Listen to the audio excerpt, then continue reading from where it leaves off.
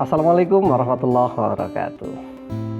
Seringkali di obrolan mahasiswa atau saat konsultasi pada dosen, mahasiswa itu mengatakan kalau pengen sih menulis skripsi, tapi belum juga dapat judul gitu. Nah, biasanya kalau nggak lekas dapat judul, itu kadang-kadang ya ada stresnya kecil lah ya, atau panik-panik dikit gitu. Jangan panik, nggak usah stres. Kalau stres atau panik itu bahkan bikin berpikirnya nggak fokus dan kurang produktif ya.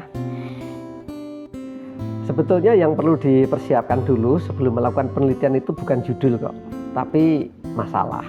Jadi carilah lebih dahulu masalah yang ada di sekitar kita. Masalah itu kan banyak, ya kan?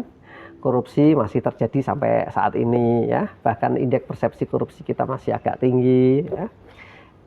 Buang sampah di sembarang tempat ya, harga komoditas pangan yang belum stabil ya, di musim tanam harga padi mahal, tapi nanti di musim panen harga padi turun jauh ya, atau bahkan sangat murah gitu.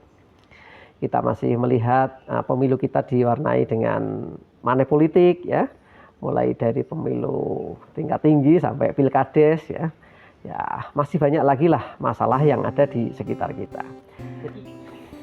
Coba perhatikan itu, tayangan di televisi atau di medsos ya, podcast dan sebagainya. Itu kan sebagian mengangkat masalah-masalah yang aktual, kontemporer, dan itu artinya bisa menjadi salah satu inspirasi Anda untuk mencari bahan penelitian gitu. Nah, masalah di dunia pendidikan juga banyak gitu ya, mulai dari anak-anak kita yang saat ini makin banyak tergantung dengan AI untuk menyelesaikan tugas-tugas akademik ya.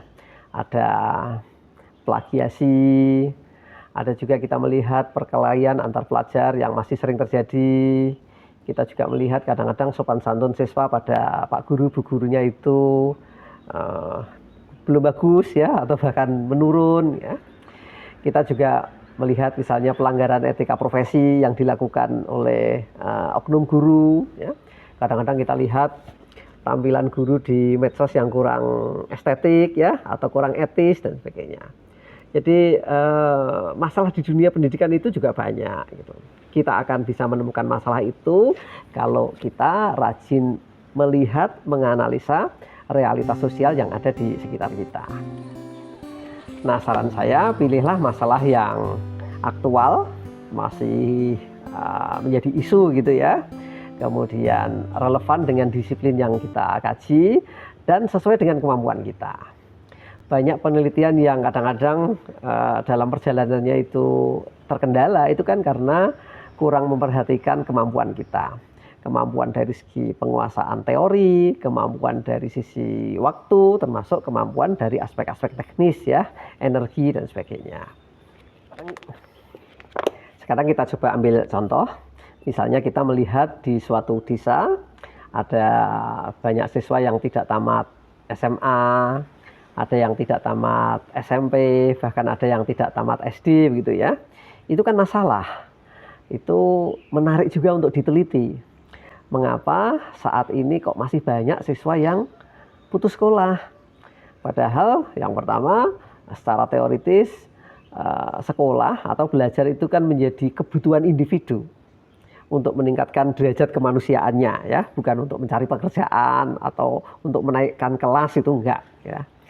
Yang kedua, pemerintah kita juga sudah mendorong sekali itu agar setiap individu usia belajar itu sekolah, menamatkan pendidikan. Fasilitasnya juga makin bagus ya. Kampanye pentingnya pendidikan juga terus dijalankan gitu. Bahkan sekarang ada MBG kan, makan bergizi gratis yang diperuntukkan untuk anak-anak kita yang sedang sekolah gitu.